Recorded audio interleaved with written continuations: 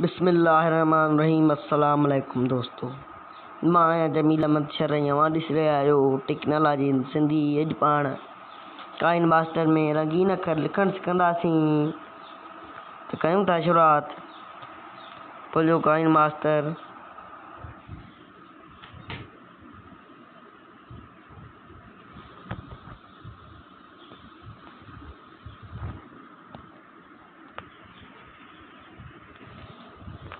काइन मास्टर खोले उते नओं खाको खणो,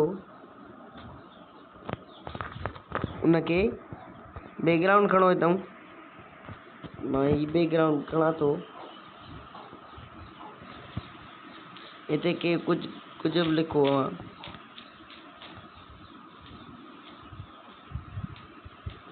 मां हिते लिखां थो जमील अहमद।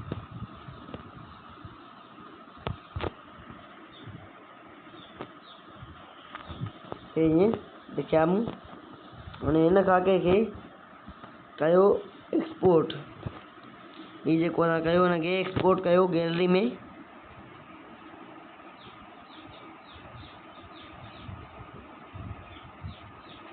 थी चुको आहे एक्सपोर्ट। ही वरी नओं खाको खणो हिकिड़ो। नए खाके में मीडिया में कुझु रंगीन कलर जेके आहिनि कलर उहे मूं रखिया आहिनि। डाउनलोड करे गूगल तां उहे मूं रखिया आहिनि।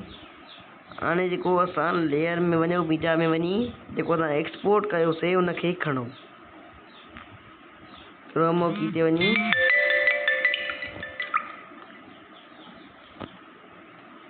हिनखे अनेबल कयो। ही ॾिसो, ये रंगीन अखर आहिनि, लिखजी चुका आहिनि। जेके स्टेटस वग़ैरह में बि ठाहे स्टेटस के भी रंगीन करे सघिजे थो।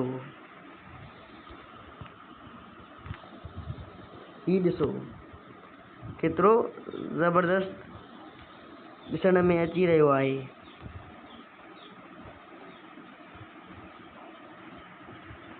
हिनखे कयो एक्सपोर्ट ऐं हिनखे पंहिंजे कम में आणे सघिजे थो।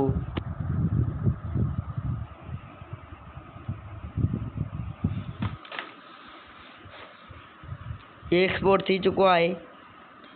त यकीनन अॼो को वीडियो तव्हांखे वणियो हूंदो। जे वणियो आहे त वीडियो खे शेयर कंदा, लाइक कंदा, चैनल खे सब्सक्राइब कंदा, मूंखे ॾींदा इजाज़त। अल्लाह निगहबान।